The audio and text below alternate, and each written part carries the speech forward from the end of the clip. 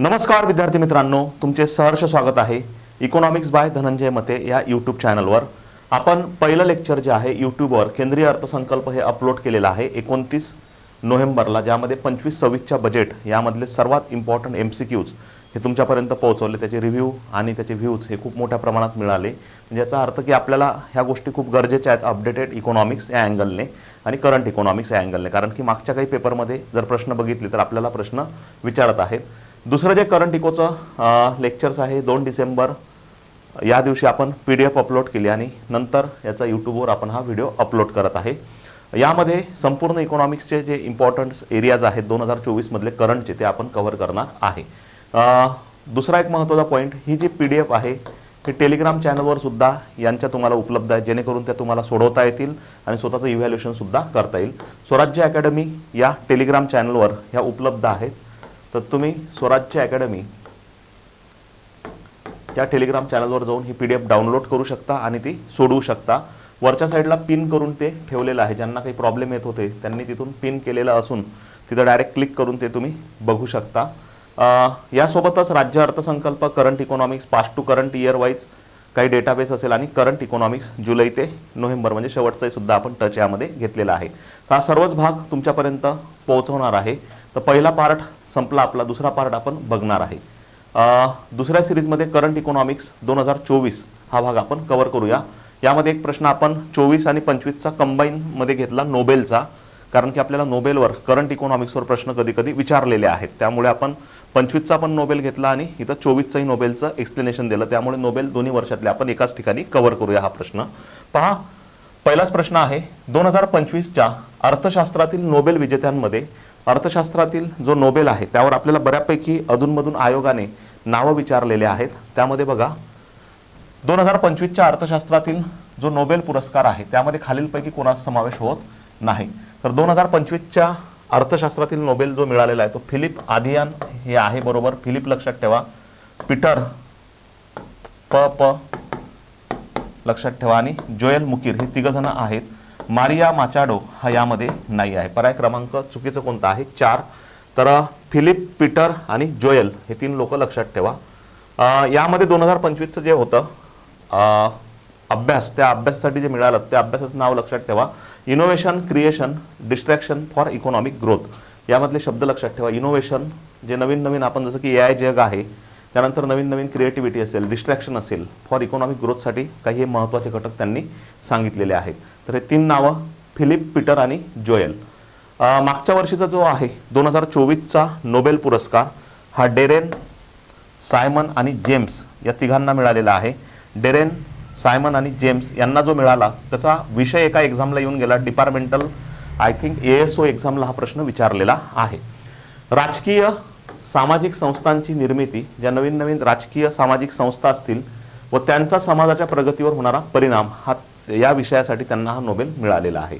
तर 25 आणि 24च्या नोबेलच्या लोकांची नावं आणि त्याबाबत असलेले विषय याच अँगलचे आपले PYQ आहेत, त्यामुळे तोच अँगल थोडा फिक्स लक्षात ठेवा।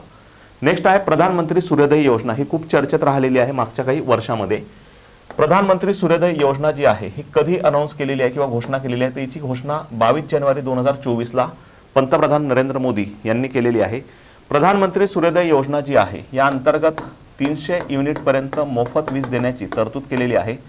सोलारपासून सर्वाधिक वीज निर्मिती भारतामध्ये होते, जी की रिन्युएबल एनर्जी सोर्स म्हणून आपण ओळखतो किंवा ग्रीन एनर्जी सोर्स।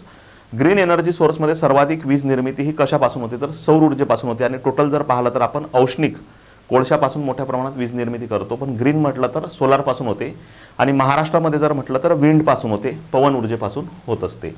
22 जानेवारी 2024 रोजी PM मोदींनी या योजनेची काय केलेली आहे घोषणा? देशभरातील 1 कोटी घरांवर, लक्षात ठेवा आकडा 1 कोटी, 5 कोटी नाही, किती घरांवर? 1 कोटी घरांवर सौर ऊर्जा निर्मितीसाठी सूर्योदय योजनेचे जे उद्दिष्ट होतं की 1 कोटी घरावर सोलार पॅनल बसवले पाहिजे आणि किती युनिटपर्यंत मोफत वीज तरतूद केलेली आहे? 300 युनिटपर्यंत। तर भारतामध्ये पहिल्या क्रमांकावर जे वीज निर्मिती होती ग्रीन एनर्जी सोर्सेसचा आधार जर घेतला आपण किंवा रिन्युएबल एनर्जीमध्ये, ती आहे सोलार। दुसऱ्या क्रमांकात आहे विंड। आणि महाराष्ट्रामध्ये जर आपण विचार केला तर पहिल्या क्रमांक सध्या करंटमध्ये पवन ऊर्जा आहे इकॉनॉमिक सर्वेनुसार, आणि दुसऱ्या क्रमांकावर सोलार आहे। आणि टोटल एनर्जी जर म्हटलं तर आपण ही भारतामध्ये कोल बेस आहे, आपली इंडस्ट्रीज एनर्जीची जी आहे ती कोल बेस इंडस्ट्री म्हणून ओळखली जाते. तर ग्रीन एनर्जीमध्ये भारताचा विचार केला तर सोलार, महाराष्ट्राचा विचार केला तर पवन ऊर्जा. ग्रीन एनर्जी सोर्स जो आहे त्यापासून वीज निर्मिती करण्यामध्ये महाराष्ट्र देशामध्ये कितव्या क्रमांकावर आहे? 5व्या क्रमांकावर आहे. पहिल्या क्रमांकावर कोण आहे? राजस्थान आहे. तर याचा पर्याय क्रमांक किती येणार आहे? अ आणि ब. नेक्स्ट, 2023-24च्या संपूर्ण भारतात सेंद्रिय शेतीमध्ये आघाडीवर असलेलं राज्य कोणतं आहे?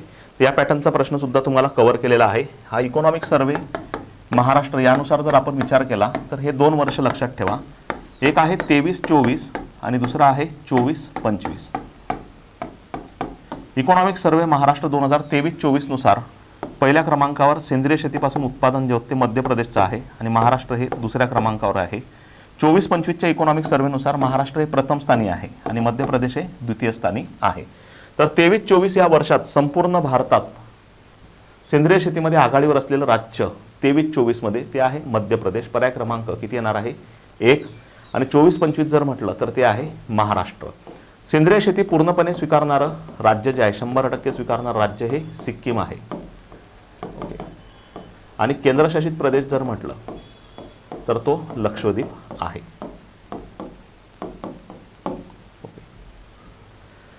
2024 सालच्या कास्ट ऑफ लिव्हिंग सर्वेनुसार भारतातील सर्वात महागडं शहर कोणतं आहे? म्हणजे जे राहणीमानासाठी सर्वात महागडं शहर म्हणून ओळखलं जाते. तर भारतामधलं सर्वात महागडं शहर पहिल्या क्रमांकाचं हे मुंबई आहे आणि दुसऱ्या क्रमांकाचं हे दिल्ली आहे. तर कास्ट ऑफ लिव्हिंग सर्वेनुसार सर्वात महागडं शहर राहण्यासाठी हे कुठलं आहे? भारतामधील सर्वात महाग शहर हे मुंबई आणि दुसऱ्या क्रमांकाचं जे आहे ते दिल्ली आहे. कास्ट ऑफ लिव्हिंग क्रमवारी किंवा हा इंडेक्स जो आहे कोणती संस्था जाहीर करते? तर ही मर्सर ही संस्था जाहीर करत असते.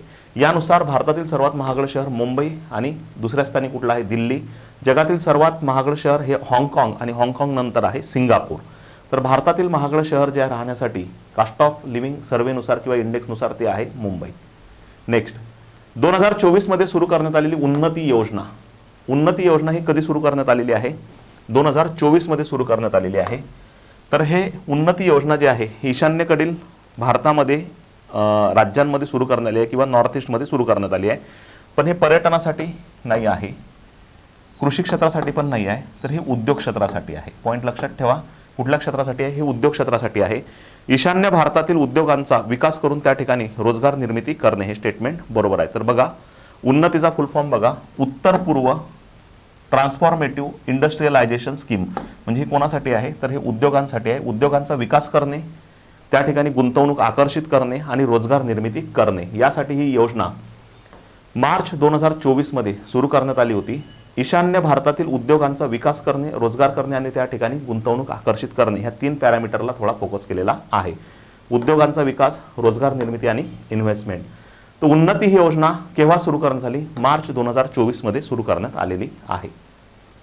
नेक्स्ट, नोव्हेंबर 2023 मध्ये जागतिक मत्स्य परिषदेचे आयोजन कोणत्या शहरात करण्यात आलेले आहे?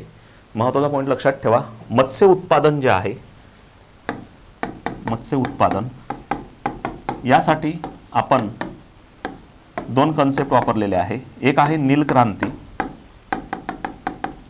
नील क्रांती ही 7व्या पंचवार्षिक योजनेत आपण कन्सेप्ट स्वीकारली. आणि दुसरी आहे मत्स्य उत्पादन असेल आणि सागरी मत्स्य उत्पादनासोबतच आणि इतर सागरी उत्पादनांसाठी आपण ब्ल्यू इकॉनॉमी ही कन्सेप्ट सुद्धा वापरतो. तर या दोन्ही गोष्टींना चालना देण्यासाठी जागतिक मत्स्य परिषद ही जी आहे कोणत्या शहरामध्ये आयोजित केली होती? तर ही अहमदाबाद या ठिकाणी आयोजित केलेली आहे. नोव्हेंबर 2023ला कुठं आयोजित केली होती? अहमदाबाद इथे आयोजित केली.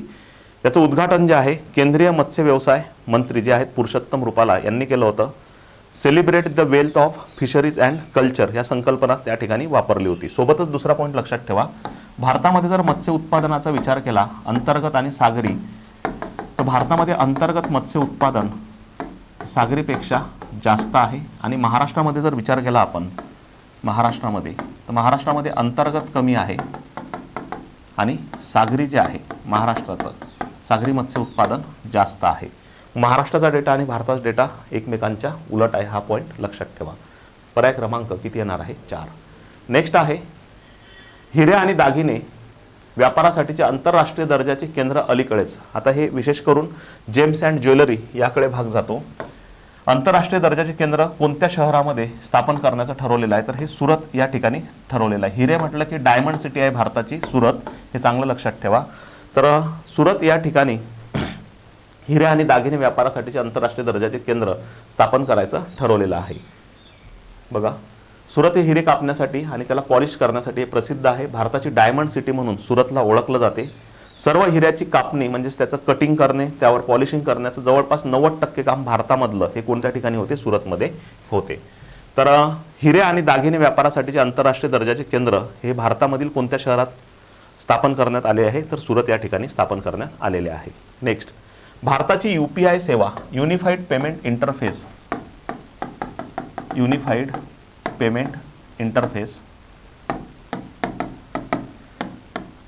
हे स्वीकारणारा पहिला युरोपियन देश त्यांनी विचारलेला आहे. तर ही सेवा स्वीकारणारा पहिला युरोपियन देश हा कुठला आहे, फ्रान्स आहे. UPIची सुरुवात जी आहे ही कधी झालेली आहे, 2016ला झालेली आहे. ही डिजिटल पेमेंट बाबत असलेली सुविधा आहे. ओके, त्यानंतर याचं हे विकसित कोण केलं आहे, national payment corporation of India यांनी ही सुविधा विकसित केली. भारतातून पहिल्यांदा UPI सेवा स्वीकारणारा जे देश आहे तर तो भूतान आहे. पॉईंट लक्षात ठेवा, पहिल्यांदा कोण स्वीकारला होता, भूतान. आणि युरोपियन देश जर म्हटलं तर कुठला आहे, पहिला फ्रान्स आहे. ओके, 2 फेब्रुवारी 2024ला पॅरिसमधील आयफेल टॉवर या ठिकाणी UPIची सेवा सुरू करण्यात आली.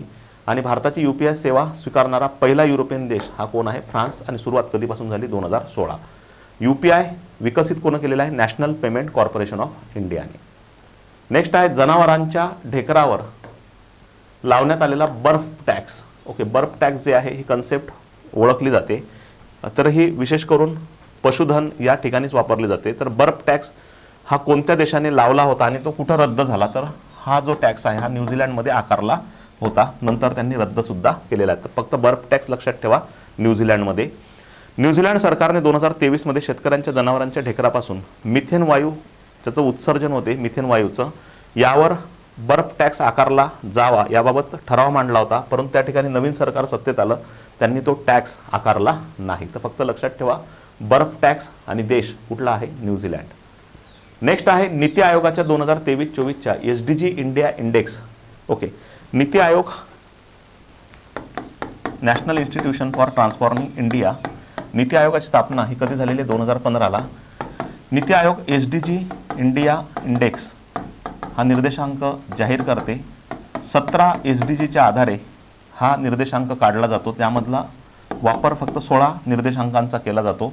SDG इंडिया इंडेक्स जो आहे या आधारे 2023-24मध्ये प्रथम स्थानी जे राज्य आहेत किंवा SDG ग्रोथ रेट ज्यांचा चांगला आहे त्यामध्ये उत्तराखंड आहे आणि पहिल्या स्थानी, आणि सोबतच केरळ आहे.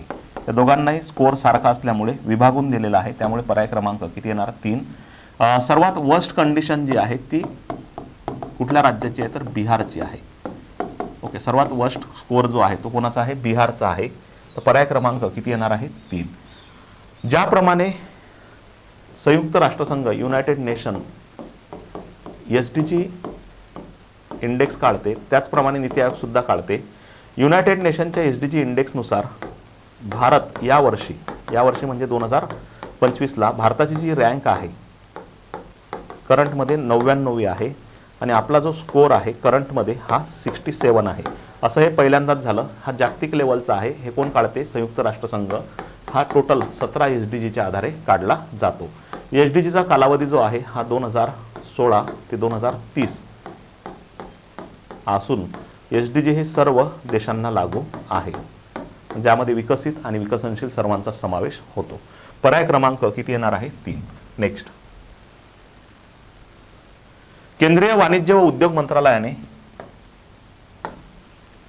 मंत्रालयाने भारतातील प्रादेशिक गुंतवणूक सुलभ करण्यासाठी, म्हणजेच आपल्या देशामध्ये मोठ्या प्रमाणात जी बाहेरची गुंतवणूक आहे ती वाढावी यासाठी इन्व्हेस्ट इंडिया हे भारतातील परदेशातील पहिले कार्यालय सुरू केलेलं आहे. म्हणजेच आपल्या देशामध्ये इन्व्हेस्टमेंट वाढावी यासाठी परकीय ठिकाणी आपण एक कार्यालय ऑफिस सुरू केलेलं आहे. त्याचं नाव आहे इन्व्हेस्ट इंडिया. इन्व्हेस्टचा अर्थ होते गुंतवणूक भारतामध्ये वाढवा, यासाठी हे कार्यालय सुरू केलेलं आहे. तर हे कोणत्या ठिकाणी केलं तर सिंगापूर या ठिकाणी केलेलं आहे. इन्व्हेस्ट इंडिया हे कार्यालय कोणत्या ठिकाणी स्थापन केलेलं आहे तर सिंगापूर या ठिकाणी स्थापन केलेलं आहे. पर्याय क्रमांक किती येणार आहे 1.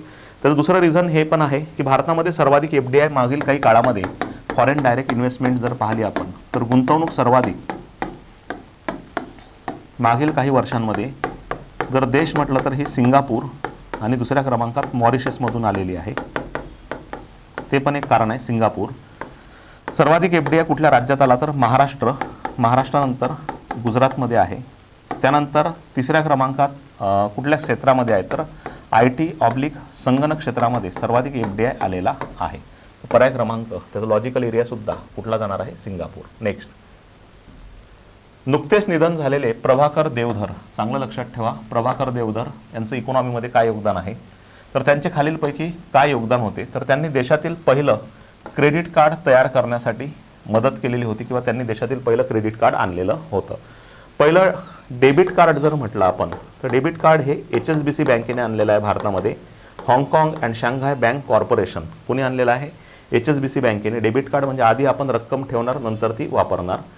क्रेडिट कार्ड म्हणजेच आधी कर्ज घेणार नंतर त्याचे हप्ते भरणार. तर पहिलं क्रेडिट कार्ड जे विकसित केलेलं आहे भारतामध्ये किंवा तयार करण्यामध्ये ज्यांचं योगदान मोठ्या प्रमाणात आहे त्यांचं नाव आहे प्रभाकर देवधर. तर पहिलं क्रेडिट कार्ड ज्यांनी आणलं होतं ते आहे सेंट्रल बँक ऑफ इंडिया यांनी पहिल्यांदा बऱ्यापैकी ते आणलेलं आहे. त्यांच्यासोबतच अजून एक बँक होती तिचं नाव आहे union bank of India. Central bank of India आणि युनियन बँक ऑफ इंडिया यांनी संयुक्त विद्यमानाने पहिलं भारतातील क्रेडिट कार्ड वितरित केलेलं होतं. तर ते तयार करण्याचं श्रेय जे जाते किंवा योगदान जे आहे ते प्रभाकर देवधर यांना जाते. तर पहा प्रभाकर देवधर यांनी 1980च्या दशकात देशातील पहिले क्रेडिट कार्ड तयार करण्यासाठी महत्त्वपूर्ण योगदान दिले होते. भारतीय रिझर्व्ह बँकेच्या वार्षिक गणनेनुसार म्हणजे ॲन्युअल सर्वे असतो RBIचा त्यानुसार 23-24 मध्ये भारतात सर्वाधिक FDI कोणत्या ठिकाणावरून आलेला आहे तर हा सिंगापूरवरून आलेला आहे. हे लॉजिक लक्षात ठेवा या ठिकाणचं. सिंगापूर, मॉरिशस, कुठल्या राज्यात महाराष्ट्र आणि गुजरात आणि कुठल्या क्षेत्रात म्हटलं तर IT आणि संगणक. नेक्स्ट, फॉरेक्स रिझर्व्ह परकीय चलन साठ्याचा 700 अब्ज अमेरिकन डॉलरचा टप्पा ओलांडणारा भारत जगातील कितव्या क्रमांकाचा देश बनलेला आहे तर भारत हा 4थ्या क्रमांकाचा देश बनलेला आहे. तर सर्वात जास्त परकीय चलन साठा जगात हा कोणाकडे आहे तर चीनकडे आहे. जगात प्रथम स्थानी परकीय चलन साठा असणारा देश कुठला आहे चीन आहे. चीन, जपान आणि स्वित्झर्लंड नंतर भारत हा कितव्या स्थानी आहे 4थ्या स्थानी आहे. परकीय चलन साठ्यामध्ये सुद्धा प्रथम स्थानी कुठला आहे चीन लक्षात ठेवा. गोल्ड रिझर्व्हमध्ये प्रथम स्थानी जो देश आहे तो USA आहे आणि भारत गोल्ड रिझर्व्हमध्ये 8व्या स्थानी आहे. भारत कितव्या स्थानी आहे 8व्या. नेक्स्ट, उद्योगांनी केलेल्या असाधारण किंवा अनपेक्षित नफ्यावर कोणता कर आकारला जातो म्हणजेच उदाहरणार्थ ज्या पेट्रोलियम उत्पादक कंपन्या होत्या त्यांनी कोविडच्या काळात मोठ्या प्रमाणात कच्चं पेट्रोल आयात केले आणि तेव्हा पेट्रोलचे दर हे खूप स्वस्त होते. पुन्हा लॉकडाऊन ओपन झाल्यानंतर पेट्रोलची मागणी वाढली आणि पेट्रोलच्या किमती वाढल्या आणि तेव्हा पेट्रोलियम उत्पादक कंपन्यांना नफा प्राप्त झाला मोठ्या प्रमाणात आणि त्या नफ्यावर सुद्धा गव्हर्नमेंटने एक टॅक्स आकारला होता. त्याचं नाव आहे विंडफॉल टॅक्स. ओके, पहा उद्योगांनी केलेल्या असाधारण किंवा अनपेक्षित नफ्यावर आता केव्हा भेटणार आहे जेव्हा त्यांना वस्तू उद्योगांना स्वस्तात मिळाली नंतर डिमांड्स वाढल्यामुळे त्या वस्तूच्या किमती वाढल्या. उद्योगांनी केलेल्या असाधारण किंवा अनपेक्षित नफ्यावर कोणता कर आकारला जातो तो आहे विंडफॉल टॅक्स. पर्याय क्रमांक किती येणार आहे 4. उद्योगांच्या नेहमीच्या नफा किंवा उत्पन्नावर आकारला जाणारा कर तो म्हणजे कॉर्पोरेट टॅक्स आहे. विक्री कर जो आहे याच्या जागी कुठला टॅक्स आला व्हॅट आणि व्हॅटच्या जागी आता करंटमध्ये SGST आलेला आहे. भांडवली नफा कर हा प्रत्यक्ष कर असून हा आयकराचाच भाग आहे. हा भांडवली वस्तूंच्या नफ्यावर आकारला जातो. तिथं पर्याय क्रमांक किती येणार आहे 4. नेक्स्ट,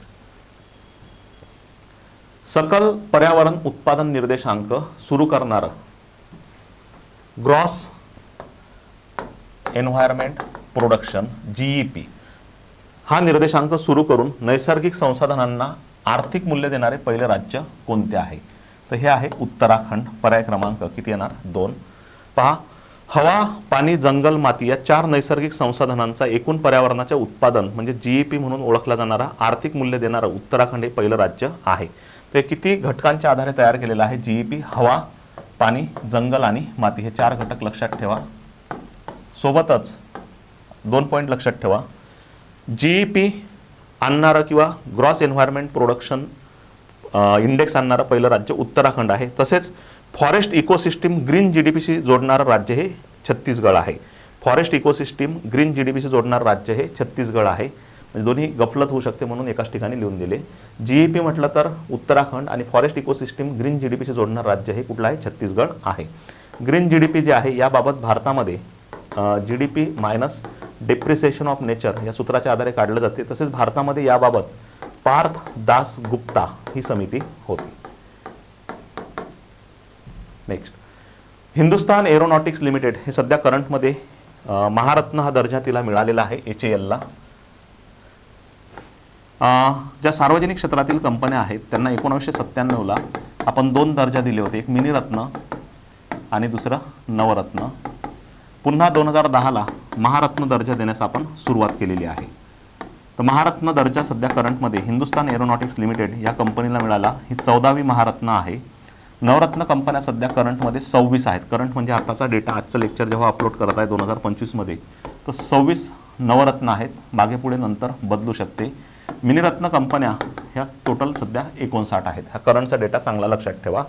महारत्न टोटल किती आहेत? 14. 14वी महारत्न कोणती आहे? HAL आहे, हिंदुस्तान एरोनॉटिक्स लिमिटेड. 14वी कंपनी ठरली, बरोबर आहे. नवी दिल्ली येथे तिचं मुख्यालय आहे आणि ती स्थापना 1940ला झालेली आहे. तर सर्वच बरोबर आहे. पर्याय क्रमांक 4, 3 वरीलपैकी सर्व.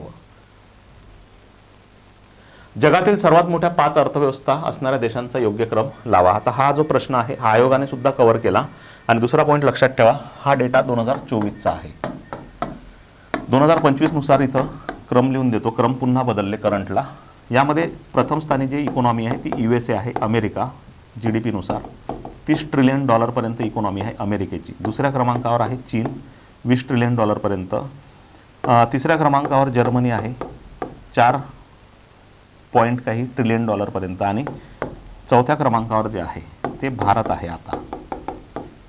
ओके, तर भारत हा कितव्या रँकला आला? 4थ्या. आणि 5व्या रँकला आता कुठली इकॉनॉमी गेलेली आहे? जपानची. भारताचा क्रम लक्षात ठेवा.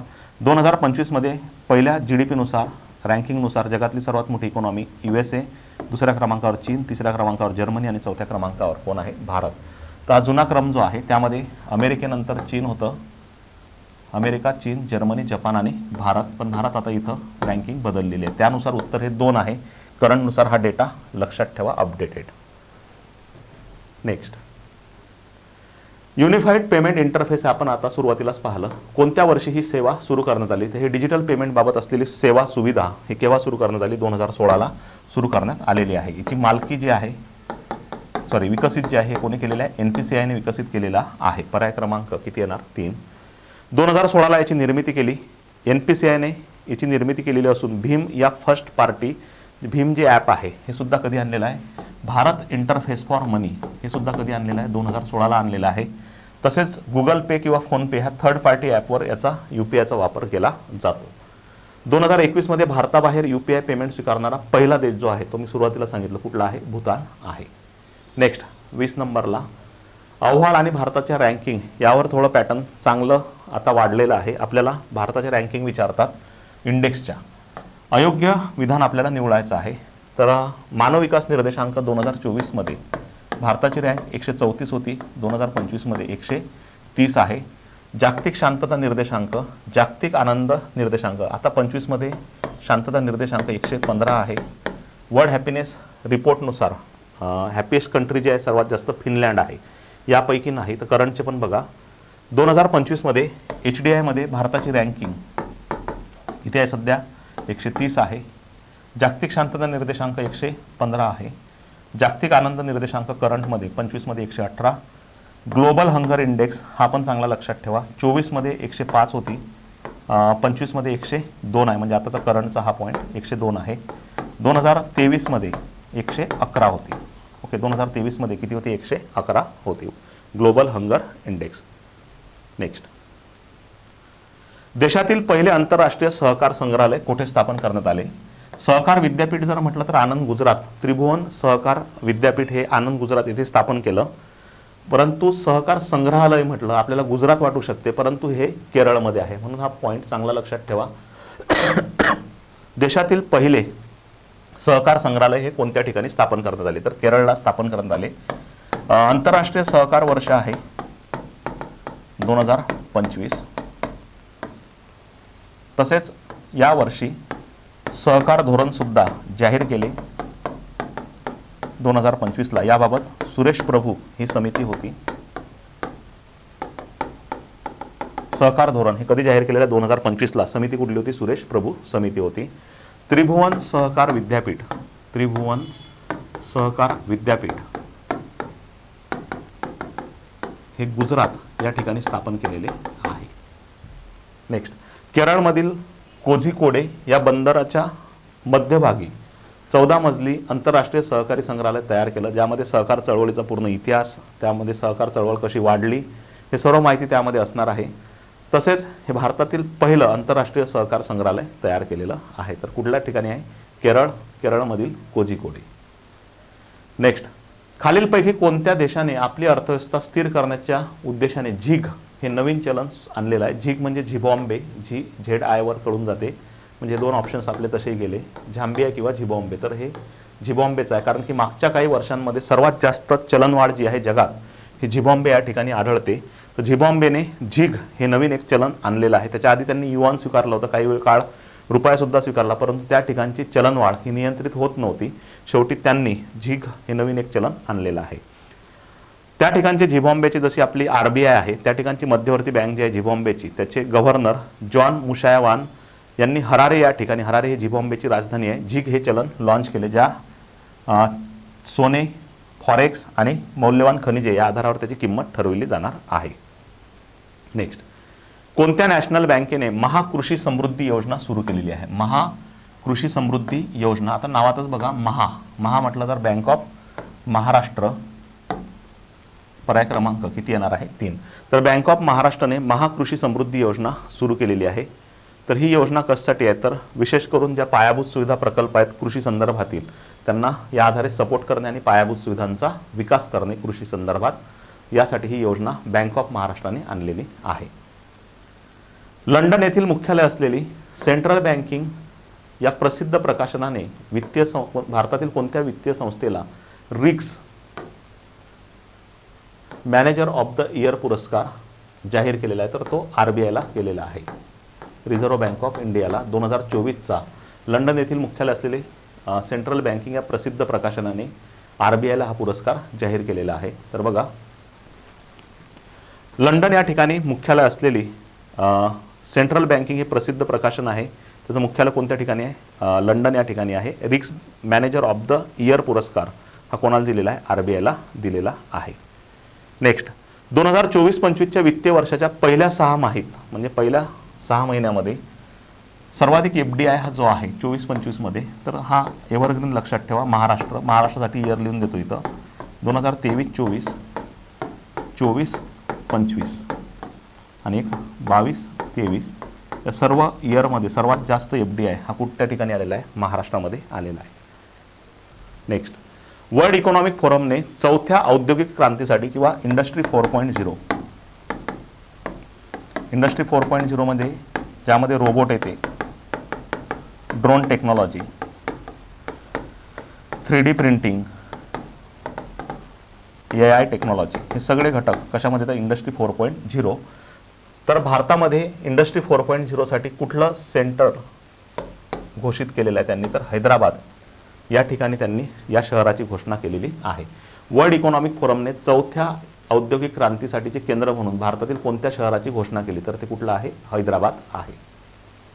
नेक्स्ट, स्कोर्स 2.0 हा उपक्रम कोणत्या संस्थेने सुरू केलेला आहे? तर RBI, नाबार्ड, सेबी आणि SBI. तर हा जो उपक्रम आणलेला आहे हा securities exchange board of India यांनी आणलेला आहे. सेबीची स्थापना जी आहे ही कधी झालेली? 88ला झाली आणि तिला वैधानिक दर्जा कधी देण्यात आला? 92ला. सेबीचं मुख्यालय जे आहे हे कुठं आहे? मुंबईला आहे. तर हे सेबीनं कशासाठी आणलं? तर अपडेटेड ॲटोमेटेड सर्व माहिती सेबीचे जे शेअर होल्डर असतील किंवा स्टेक होल्डर असतील वेगवेगळे, त्यांच्यापर्यंत ती माहिती पोहोचावी यासाठी हा उपक्रम सुरू केलेला आहे. पहा, सेबीने सिक्युरिटीज मार्केट म्हणजे शेअर मार्केटमध्ये जे गुंतवणूकदार आहेत त्यांच्या वेगवेगळ्या काही कंप्लेंट्स असतील, तक्रारी असतील, त्याचं निराकरण करणे यासाठी स्कोअर 2.0 हे लॉन्च केलेलं आहे, ज्यामध्ये ॲटो राउटिंग, ॲटो एक्सप्लेनेशन आणि मॉनिटरिंग या गोष्टी सर्वच त्यामध्ये मिळणार आहेत किंवा ह्या सेवा सुविधा मिळणार आहेत. नेक्स्ट, ब्रिक्स देशांनी जी न्यू डेव्हलपमेंट बँक स्थापन केलेली आहे, Brazil, Russia, India, China, south Africa या देशांनी न्यू डेव्हलपमेंट बँक स्थापन केलेली आहे जुलै 2015ला. हे बरोबर आहे. शांघाय या ठिकाणी तिचं मुख्यालय आहे. ऑगस्ट 2024मध्ये अल्जेरिया हा ब्रिक्स गटाचा 9वा सदस्य बनलेला आहे. हे स्टेटमेंटसुद्धा बरोबर आहे. अल्जेरिया लक्षात ठेवा हा कितवा सदस्य आहे? 9वा सदस्य आहे. सर्व योग्य. पर्याय क्रमांक 4. न्यू डेव्हलपमेंट बँक जी आहे हे विकास प्लस पायाभूत सुविधा यांच्यासाठी दीर्घकालीन कर्ज देते. विकास आणि पायाभूत सुविधांसाठी कुठलं कर्ज देते? दीर्घकालीन कर्ज देते. स्वच्छ सर्वेक्षण 2023 मध्ये कोणत्या राज्याने स्वच्छतेबाबत पहिला क्रमांक पटकावलेला आहे? तर हा कधीचा अहवाल आहे? 2023चा. बघा, सर्वात स्वच्छ राज्यांचा क्रम कुठल्या गटातला आहे? हा शहरी 2023. महाराष्ट्र पहिल्यांदाच 2023 मध्ये प्रथम स्थानी आहे. याच्यापूर्वी नेहमीच मध्य प्रदेश हे आढळत होतं. 2000 गतवर्षी म्हणजे 2022ला मध्य प्रदेश आहे. सर्वात स्वच्छ शहरांमध्ये इंदोर, सुरत हे संयुक्तपणे प्रथम स्थानी आहे. नवी मुंबई तिसऱ्या स्थानी. इंदोर शहराने सलग 7व्यांदा म्हणजेच 23 मध्ये 7व्यांदा अव्वल स्थान पटकावलेले आहे. पहिल्या 10 शहरांमध्ये महाराष्ट्रातील नवी मुंबई आणि कुठला आहे? पुणे आहे. तर पर्याय क्रमांक याचा किती येणार आहे? 1, महाराष्ट्र. नेक्स्ट, केंद्र सरकारने सुरू केलेली PM विश्वकर्मा योजना ही खूप चर्चेत आहे. मागच्या कंबाईन ग्रुप बीला तुम्हाला इथं प्रश्न येऊन गेलेला आहे. PM विश्वकर्मा योजना ही कशासाठी आहे? तर ही बघा, आदिवासींसाठी नाही, प्राचीन वस्तूंसाठी सुद्धा नाही, यापैकी नाही. देशातील विविध प्रकारच्या पारंपरिक कारागिरांना, जे की बऱ्यापैकी आपण त्यांना 12 बलुतेदार म्हणू शकतो, अशा ठिकाणी त्यांना कर्ज उपलब्ध करून देणे, त्यांना सक्षम करणे आणि त्यांचं जे प्रोडक्ट आहे त्यांना मार्केट अवेलेबल करून देणे व त्यांना सक्षम बनविणे यासाठी ही योजना सुरू केली आहे PM विश्वकर्मा.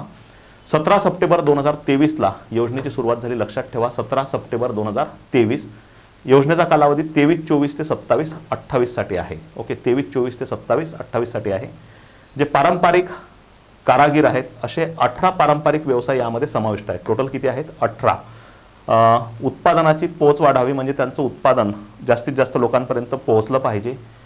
सोबतच यामध्ये सुतार, लोहार, सोनार, कुंभार, मूर्तिकार, चर्मकार असतील, शिल्पकार, धोबी इत्यादी बांधव यामध्ये समाविष्ट आहेत.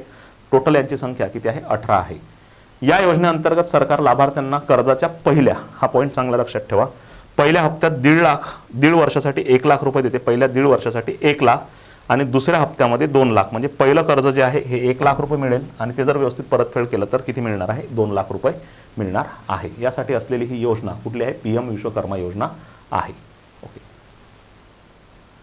31 नंबरचा प्रश्न बघा. 31 नंबरच्या प्रश्नामध्ये आपल्याला काय आहे प्रश्न बघा. कोणत्या कंपनीने अलीकडे जगातील पहिली कॉम्प्रेस नॅचरल गॅस किंवा आपण त्याला CNG म्हणूया, कॉम्प्रेस नॅचरल गॅस वर चालणारी दुचाकी लॉन्च केलेली आहे? CNG वर चालणारी दुचाकी ही पहिल्यांदा कुणी आणलेली आहे? बजाज ॲटोने आणलेली आहे. ही जगातली पहिलीच आहे. हे पॉईंट लक्षात ठेवा. ही CNG प्लस पेट्रोल या दोन्ही याच्यावर धावणार आहे. तर भारतातील तिसरी सर्वात मोठी जी मोटरसायकल कंपनी आहे किंवा मोटरसायकल निर्माता कंपनी आहे, जे की ॲटोमोबाईल्समध्ये काम करते, त्यांनी जून 2024 मध्ये पुण्यात स्वतःची एक फ्रीडम 125 या नावाने हा ब्रँड त्यांनी लॉन्च केलेला आहे, जी की द्विइंधनवर आधारलेली असणार आहे, ज्यामध्ये CNG पण असेल आणि पेट्रोल सुद्धा असणार आहे. तर तिचं नाव लक्षात ठेवा, फ्रीडम 125. अलीकडेच बातम्यांमध्ये दिसलेली वन स्टॉप सेंटर ही योजना, वन स्टॉप ही योजना जी आहे ही विशेष करून महिला सक्षमीकरण आणि महिला सबलीकरण यासाठी सुरू करण्यात आलेली आहे. वन स्टॉप सेंटर योजना ही कुठल्या मंत्रालयाने आणलेली आहे? तर महिला आणि बाल विकास मंत्रालयाने आणलेली आहे. केंद्रीय महिला व बाल विकास मंत्री यांनी ही योजना लॉन्च केलेली आहे किंवा त्यांच्या मार्फत ही आणलेली आहे. केंद्रीय महिला व बाल विकास मंत्रालय यांच्या मार्फत ही आलेली योजना असून ही पूर्णपणे केंद्र पुरस्कृत आहे. 700 पेक्षा अधिक जिल्ह्यांमध्ये वन स्टॉप सेंटर स्थापन केले जाणार आहे. तर लक्षात ठेवा, 700 पेक्षा अधिक जिल्हे म्हणजे टार्गेट जिल्हे सध्या करंटमध्ये किती आहेत? 700 जिल्हे आहेत.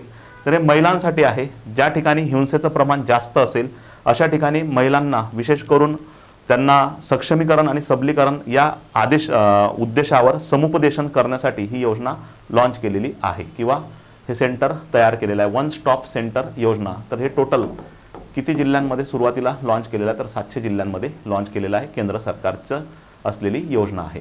अलीकडे बातम्यात चर्चेत असलेले प्रवाह पोर्टल, लक्षात ठेवा प्रवाह पोर्टल हे कोणी आणलेलं आहे, तर हे सध्या करंटमध्ये खूप चर्चेमध्ये आहे. तर हे RBIने आणलेलं आहे. तर प्रवाह पोर्टल हे कोणत्या संस्थेमार्फत जारी केलेलं आहे, तर RBI मार्फत जारी केलेलं आहे. तर प्रवाहाचा फुल फॉर्म लक्षात ठेवा, प्लॅटफॉर्म फॉर रेग्युलेशन्स किंवा regulatory application validation and authorisation. Application म्हणजेच ज्या ठिकाणी लायसन्स मागण्यासाठी वेगवेगळे रेग्युलेशन्ससाठी RBIकडे नोंदणी केली जाते, त्यासाठी ह्या पोर्टलवर नोंदणी केली जाणार आहे, ज्यामध्ये व्यक्ती किंवा संस्थांसाठी हा सुरक्षित आणि केंद्रीकृत ऑनलाईन प्लॅटफॉर्म आहे.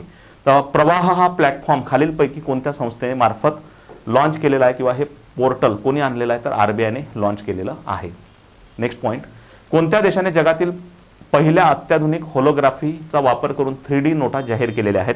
तर नोटा हा आपल्या करन्सीचा भाग आहे. 3D नोटा ज्या आहेत ह्या पहिल्यांदा कोणी आणलेल्या आहेत, जपानने आणलेल्या आहेत. पर्याय क्रमांक किती येणार, 4. त्या ठिकाणी त्यांनी होलोग्राफीचा वापर केला आणि त्यांच्या देशातील जे ऐतिहासिक व्यक्ती आहेत त्यांचे फोटो 3D स्वरूपामध्ये त्यामध्ये दिसतील अशा टाईपच्या नोटा त्यांनी आणलेल्या आहेत. तर लक्षात ठेवा, होलोग्राफीचा वापर करून 3D नोटा पहिल्यांदा आणणारा देश जो आहे तो कुठला आहे, जपान आहे. नेक्स्ट आहे RBI संदर्भात खालील विधाने विचारात घ्या.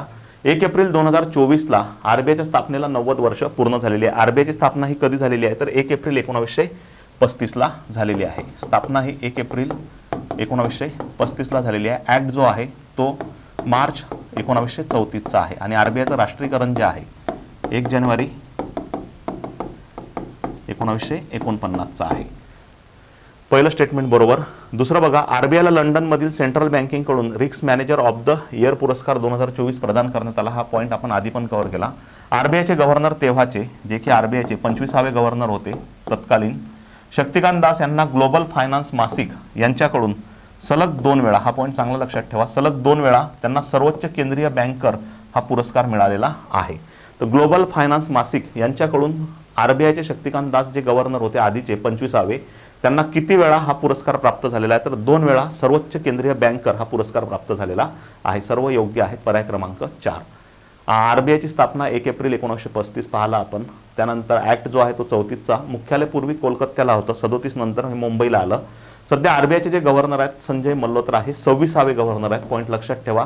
पहिले गव्हर्नर जे होते ते ऑसबॉर्न अर्कल स्मिथ आणि पहिले भारतीय गव्हर्नर ते कोण होते, CD देशमुख. शक्तिकांत दास यांच्यानंतर संजय मल्होत्रा आलेले आहेत. RBIकडून केंद्र सरकारला सध्या करंटमध्ये जो लाभांश दिला गेला आहे तो 2.11 लाख कोटींचा लाभांश देण्यात आलेला आहे.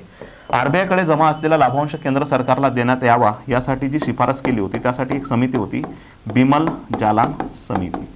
बिमल जालान समिती जी आहे ही कधीची आहे, 2018ची आहे. यांनी सांगितलं होतं की जे RBIकडे लाभांश किंवा डिव्हिडंड जमा आहे तो केंद्र सरकारला देण्याबाबत शिफारस केली होती. या व्यतिरिक्त बिमल जालान समितीने RBIचं जे वित्तीय वर्ष आहे 1 एप्रिल ते 31 मार्च याबाबत देखील शिफारस केली होती. हे नवीन वित्तीय वर्ष हे 2020 पासून स्वीकारलेलं आहे. त्याबाबत समिती शिफारस लक्षात ठेवा, बिमल जालान.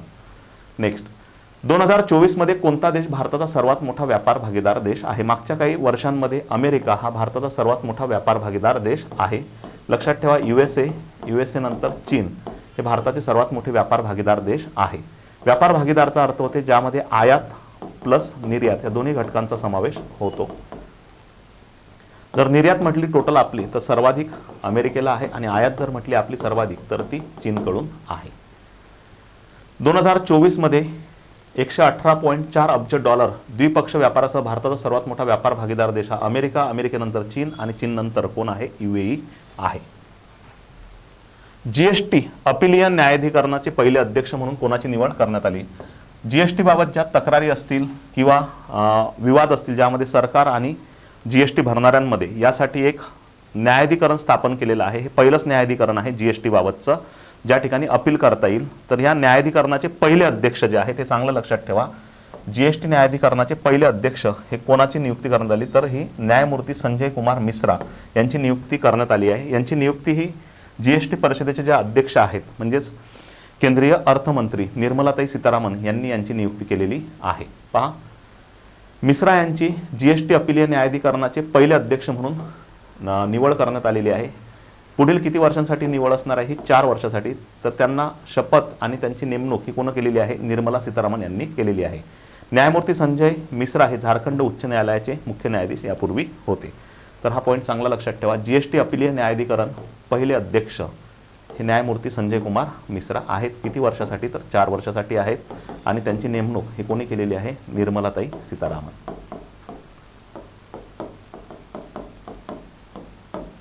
नेक्स्ट, लक्षद्वीपमध्ये शाखा ओपन करणारी खाजगी क्षेत्रातील पहिली बँक कोणती आहे? जी भारतातील सर्वात मोठी बँक आहे HDFC यांनी लक्षद्वीप या ठिकाणी पहिली शाखा ओपन केलेली आहे. यापूर्वी तिथं शाखा नव्हती. पहा, HDFCने लक्षद्वीपच्या कवरत्ती बेटावर, लक्षात ठेवा, कवरत्ती बेटावर पहिली शाखा एप्रिल 2024 मध्ये त्या ठिकाणी ओपन केली. तर तिथं खूप सारे ग्राहक आणि खूप सारा प्रॉफिट असेल असं नाही, परंतु वित्तीय समावेशन या उद्देशाने त्या ठिकाणी ही शाखा ओपन केलेली आहे.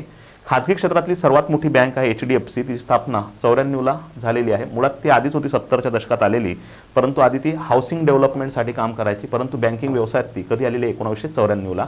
मुख्यालय कुठं आहे तिचं? मुंबईला आहे. देशातील सर्वात मोठी सार्वजनिक क्षेत्रातील बँक जी SBI आहे. तर SBIचं जे ब्रँड अँबॅसिडर म्हणून नेमणूक झालेली आहे ती कोणाची आहे? महेंद्रसिंग धोनींची आहे. तर SBI जी आहे तिची स्थापना 1 जुलै 1955ला झाली. तिच्या स्थापनेला करंटमध्ये किती वर्ष कंप्लीट झाले? 70 वर्ष कंप्लीट झाले. तसेच SBIचे मुख्यालय जे आहे हे कुठं आहे? मुंबईला आहे. नेक्स्ट, भारतातील पहिल्या एकात्मिक कृषी निर्यात सुविधेला, म्हणजे कृषीची सर्व निर्यात एकाच ठिकाणावरून करता येईल असं जिथून आपल्याला निर्यात करता येईल ते पोर्टवर आपल्याला आधी कृषीचं उत्पादन ठेवावं लागेल आणि त्या ठिकाणावरून ती निर्यात करता येईल. यासाठी निर्यात सुविधेला सर्व एकाच ठिकाणाहून मान्यता देणारं पहिलं बंदर जे आहे, पोर्ट आहे, तर ते भारतातलं JNPT आहे. JNPT स्थापना जी आहे ही 1989ची आहे. त्या बंदराहून भारतातील पहिल्या एकात्मिक कृषी निर्यात सुविधेला काय देण्यात आलं आहे? प्राधान्य देण्यात आलेलं आहे. पर्याय क्रमांक किती येणार आहे? 2. कोणत्या बँकेने भारतातील पहिले व्हर्च्युअल क्रेडिट कार्ड, जे की डिजिटल स्वरूपात असणार आहे, पिक्सल पे या नावाने आणलेलं आहे? तर व्हर्च्युअलचा अर्थ होते की जे डिजिटल स्वरूपात असणार आहे, फिजिकली ते घेऊन फिरण्याची आवश्यकता नाही. तर पिक्सल पे हे जे पहिल्यांदा आणलेलं आहे ते आणलेलं आहे HDFC बँकेने आणलेलं आहे. पर्याय क्रमांक किती येणार? 4. तर यांनी क्रेडिट कार्डचे 2 व्हर्जन आणले HDFCने. व्हिसा यांच्या सहकार्याने भारतातील पहिले आभासी क्रेडिट कार्ड जे की पूर्णपणे डिजिटल स्वरूपात असेल त्याचं नाव आहे पिक्सल पे प्ले आणि पिक्सेल गो. असे किती प्रकारामध्ये आणलेले आहेत? 2 प्रकारामध्ये आणलेले आहेत. नेक्स्ट, अलीकडेच बातम्यांमध्ये असलेली नमस्ते योजना, नमस्ते योजना जी आहे ही बऱ्यापैकी स्वच्छता कर्मचारी जे आहेत यांच्यासाठी लॉन्च केलेली आहे. स्वच्छता कर्मचाऱ्यांसाठी ही लॉन्च केलेली आहे. याचं उद्दिष्ट जे आहे नमस्ते योजनेचं हे बऱ्यापैकी जे मॅनहोल असतील किंवा साफसफाईचे कामं असतील त्या ठिकाणी साफसफाईचे काम करताना त्यांचं स्किल तेवढं डेव्हलप नसते. कधी कधी मोठ्या प्रमाणात जीवितहानी होते.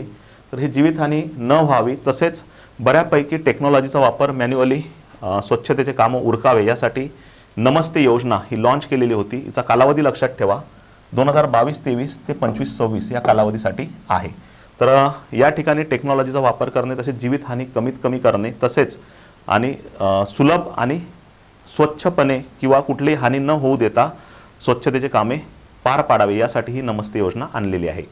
सामाजिक न्याय आणि सक्षमीकरण मंत्रालय आणि गृहनिर्माण व शहरी व्यवहार मंत्रालयाच्या नेतृत्वाखाली नमस्ते योजनेचे उद्दिष्ट धोकादायक गटार आणि सेप्टिक टाकी, साफसफाई लाईन, मॅन्युअल सलगता काय करणे, दूर करणे, म्हणजे तिथंच टेक्नॉलॉजीचा वापर करणे. नेक्स्ट, केंद्र शासनाच्या विनंतीनुसार संयुक्त राष्ट्रसंघाने कोणते वर्ष आंतरराष्ट्रीय भरडधान्य वर्ष म्हणून साजरं केलं होतं? तर आंतरराष्ट्रीय भरडधान्य वर्ष हे कधी साजरं केलेलं आहे? 2023 हे साजरं केलेलं आहे.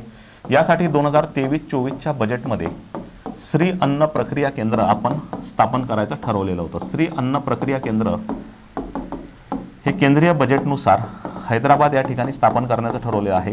हैदराबाद आणि महाराष्ट्राच्या अर्थसंकल्पानुसार सोलापूर या ठिकाणी श्री अन्न प्रक्रिया केंद्र स्थापन करायचं ठरवलेलं आहे. तर 2023 हे आंतरराष्ट्रीय भरडधान्य वर्ष होतं. यासाठी श्री अन्न प्रक्रिया हे केंद्र आपण स्थापन करायचे ठरवलेले आहे. तर 2022 हे जे आंतरराष्ट्रीय वर्ष आहेत कोणी घोषित केलेले? युनायटेड नेशनने. International year of artisanal fisheries and aquaculture यासाठी होतं. 24चं म्हणजे बऱ्यापैकी फिशरी मत्स्य संदर्भात लक्षात ठेवा. 22चं 24 हे आंतरराष्ट्रीय उंट वर्ष आहे. 25 हे क्वांटम सायन्स अँड टेक्नॉलॉजी, सोबतच 25 हे सहकार वर्ष पण आहे, हिमनदी वर्ष आहे, शांतता आणि विश्वास वर्ष पण आहे. 2026 हे आताचं आंतरराष्ट्रीय महिला शेतकरी वर्ष म्हणून घोषणा केलेली आहे. तर 2026 हे आंतरराष्ट्रीय महिला शेतकरी वर्ष म्हणून घोषित केलेलं आहे. तर 23 जे होतं हे आंतरराष्ट्रीय भरडधान्य वर्ष म्हणून घोषित केलेलं होतं. नेक्स्ट, 16वा वित्त आयोग सचिव म्हणून कोणत्या अर्थतज्ञांची नियुक्ती केलेली आहे किंवा नेमणूक केलेली आहे? 16वा वित्त आयोग जो आहे याची स्थापना बघा, याची स्थापना 2023ला केलेली आहे. 31 डिसेंबर 2023 राष्ट्रपतींनी केलेली आहे. आर्टिकल कितीनुसार केलेली आहे? 280 नुसार. अरविंद पनगारिया त्याचे अध्यक्ष आहेत. ऋत्विक रंजनम पांडे त्याचे सचिव आहेत. कालावधी 2026 ते 31 पर्यंत आहे. 31 ऑक्टोबर 2025ला अहवाल देणे आवश्यक आहे. रिसेंटली अहवाल दिला त्यांनी मागच्याच महिन्यामध्ये. 1 एप्रिल 2026 पासून यांच्या शिफारशी लागू होणार आहेत. तर या 16व्या वित्त आयोगाचे सचिव कोण आहेत? ऋत्विक रंजनम पांडे. सदस्य जे आहेत त्यामध्ये ॲनी जॉर्ज आहेत, आता करंटमधले. दुसरा आहे सौम्या क्रांती घोष. तिसरे आहेत मनोज पांडा. मनोज पांडा हे कोणाच जागी आले? निरंजन राजाध्यक्ष यांच्या जागी मनोज पांडा आले. चौथे आहेत टी रविशंकर, हे अर्धवेळ सदस्य आहेत. टी रविशंकर हे आरबीआयचे डेप्युटी गव्हर्नर सुद्धा होते. टी रविशंकर हे अजय नारायण झा यांच्या जागी आलेले आहेत. हे करंटमधले सदस्य लक्षात ठेवा. ओके, तर करंटमध्ये ॲनी जॉर्ज, सौम्या क्रांती घोष, मनोज पांडा आणि टी रविशंकर. नेक्स्ट,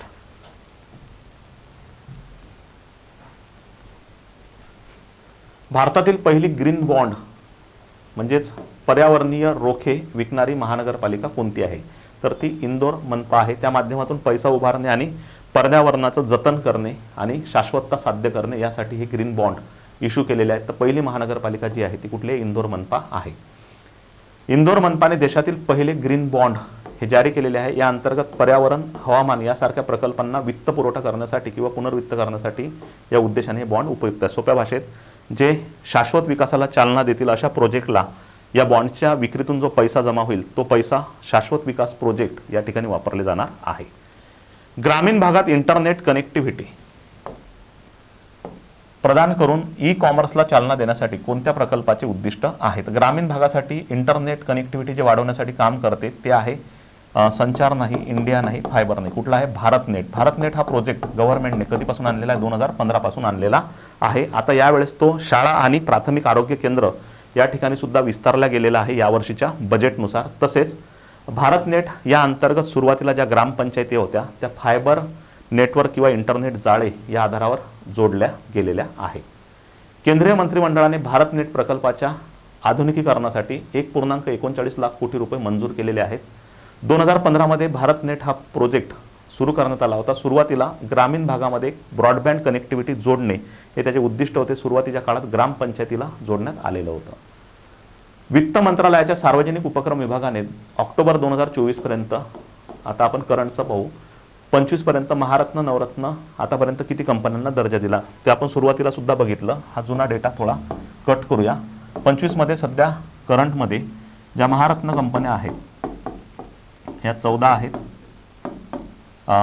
नवरत्न ह्या 26 आहेत आणि मिनिरत्न ज्या आहेत या 59 आहेत. हा करंटचा पॉईंट लक्षात ठेवा. नेक्स्ट, भारतातील पहिले पूर्ण डिजिटल बँकिंग राज्य कोणते? जिथं की पूर्णपणे डिजिटलायझेशन झालेलं आहे तर ते केरळ आहे. पर्याय क्रमांक किती येणार? 1. केरळमधील त्रिशूल हा जिल्हा पहिला पूर्णपणे डिजिटल बँकिंग जिल्हा म्हणून ओळखला जातो. केरळमधला कुठला जिल्हा आहे? त्रिशूल. पर्याय क्रमांक 1. त्रिशूल हा केरळ राज्यातील डिजिटल बँकिंग लागू करणारा पहिला जिल्हा आहे. लक्षात ठेवा त्रिशूल. नुकत्याच कोणत्या देशाने भारताच्या मोस्ट फेवर्ड नेशन हा दर्जा रद्द केला? मोस्ट फेवर्ड नेशन हा जो दर्जा आहे हे WTOचं तत्व आहे.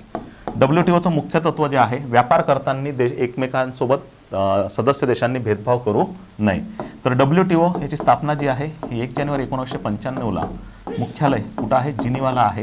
त्यांनी मोस्ट फेवर्ड नेशन याचा अर्थ काय आहे, प्रत्येक सदस्य देशांनी हा एकमेकांना दर्जा दिला पाहिजे, जेणेकरून व्यापार करताना भेदभाव करायचा नाही, टॅक्स जास्त आकारायचे नाहीत, तर विन विन सिच्युएशन असली पाहिजे व्यापारामध्ये. यासाठी मोस्ट फेवर्ड नेशन हा दर्जा तयार केला होता. रिसेंटली भारतासंदर्भात हा मोस्ट फेवर्ड नेशनचा दर्जा कोणत्या देशाने काढून घेतलेला आहे, स्वित्झर्लंडने काढून घेतलेला आहे. पर्याय क्रमांक 4. स्वित्झर्लंड यांनी भारताचा 2024 मध्ये डिसेंबर 2024 मध्ये MFN हा दर्जा काढून घेतलेला आहे. 1 जानेवारी 2025 पासून भारतीय कंपन्यांनी स्वित्झर्लंडमध्ये कमावलेल्या नफ्यावर जास्त टॅक्स आकारण्यात येणार आहे. म्हणजे भारतीय कंपन्यांनी जर स्वित्झर्लंडमध्ये खूप प्रॉफिट जर कमावला, त्या प्रॉफिटवर स्वित्झर्लंड कितीही टॅक्स आकारू शकेल. तर आधी हे नव्हतं, जेव्हा आपण कुठला दर्जा घेतलेला होता, मोस्ट फेवर्ड नेशन. नेक्स्ट, RBIने अलीकडेच युनिफाईड लेंडिंग इंटरफेस, लेंडिंगचा अर्थ होते कर्ज देण्यासाठी असलेली सुविधा आहे. युनिफाईड लेंडिंग इंटरफेस ही सुविधा सुरू केलेली आहे. तर पेमेंटसाठी नाही, तर ही कशासाठी असणार आहे, कर्ज क्षेत्रांसाठी. भारतीय कर्ज क्षेत्रांमध्ये परिवर्तन घडून आणणे हे त्याच्या मागचं उद्दिष्ट आहे. पहा, RBIद्वारे युनिफाईड लेंडिंग इंटरफेस ही सुविधा भारताच्या कर्ज क्षेत्रासाठी आणलेली ही सुविधा मानली जाते. Unified lending interface. ओके. 15वे ॲग्रिकल्चर लीडरशिप अवॉर्ड 2024, सर्वोत्कृष्ट कृषी राज्य म्हणून हा अवॉर्ड कोणाला मिळाला आहे, महाराष्ट्राला. स्टेटमेंट बरोबर आहे. सर्वोत्कृष्ट फलोत्पादन राज्य हे कुठलं आहे, नागालँड आहे फलोत्पादन बाबत. नाविन्यपूर्ण राज्य जे ॲग्रिकल्चरमध्ये इनोव्हेशन संदर्भात काम करणारं ते J&K आहे. तर पहिली तिन्ही बरोबर आहेत, यापैकी नाही. तर यामध्ये बघा, सर्वोत्कृष्ट कृषी राज्य महाराष्ट्र, फलोत्पादन म्हटलं तर नागालँड, पशुसंवर्धन बाबत जर म्हटलं तर हरियाणा, सर्वाधिक पशुधन संपत्ती हे UPमध्ये आहे, पण पशुसंवर्धन राज्य सर्वोत्कृष्ट म्हणून जे मिळालेलं आहे ते हरियाणाला. नाविन्यपूर्ण म्हटलं तर J&K, आणि सर्वोत्कृष्ट अन्न प्रक्रियेसाठी काम करणारं जे राज्य आहे ते हिमाचल प्रदेश आहे. तर हे ॲग्रिकल्चर साईडनं आपल्याला करंटमध्ये जाऊ शकतो हा प्रश्न. बाकी जेवढे 2024 संदर्भातील करंटचा भाग होता, इम्पॉर्टन्स काही पॉईंट होते, जसं की नमस्ते योजना असेल, PM विश्वकर्मा असेल, सेंद्रिय शेती असेल, त्यासोबतच काही पोर्टल आहेत जे RBIने आणलेले, काही वेगवेगळे अवॉर्ड आहेत करंट इकॉनॉमिक्स संदर्भातील, ते सर्व आपण कव्हर केलेले आहेत. हे 2024चे मेन पोर्शन आपल्या हातातला सुटू नये. कधी कधी एखादा प्रश्न आपल्याला, जरी एक्झाम 25 मधली असली तरी पण जुना एखादा प्रश्न आपल्याला येत राहतो. त्यामुळे हा सुद्धा, हे सर्व पॉईंट्स आणि त्याचे विश्लेषणं व्यवस्थित बघून घ्या, आणि याचा 100% तुम्हाला फायदा होणार, याच आधारावर आपण हे तयार केलेले आहेत. या सिरीजला तुमच्याकडून असलेला जो प्रतिसाद आहे तोच खूप मोठ्या प्रमाणात तुम्ही दिलेला आहे, त्याबद्दल सुद्धा तुमचे खूप खूप धन्यवाद. आणि नेक्स्ट जे लेक्चर्स आहे राज्य अर्थसंकल्पाचं, ते सुद्धा तुम्हाला मिळणार आहे. PDF साठी स्वराज्य अकॅडमी टेलिग्राम चॅनल जॉईन करा, त्यावर तुम्हाला PDF सुद्धा उपलब्ध आहेत. तसेच यूट्यूबचं लेक्चर जे आहे ते यूट्यूबच्या आपल्या चॅनलला सुद्धा सबस्क्राईब करा. या ठिकाणी थांबूया. Thank you so much.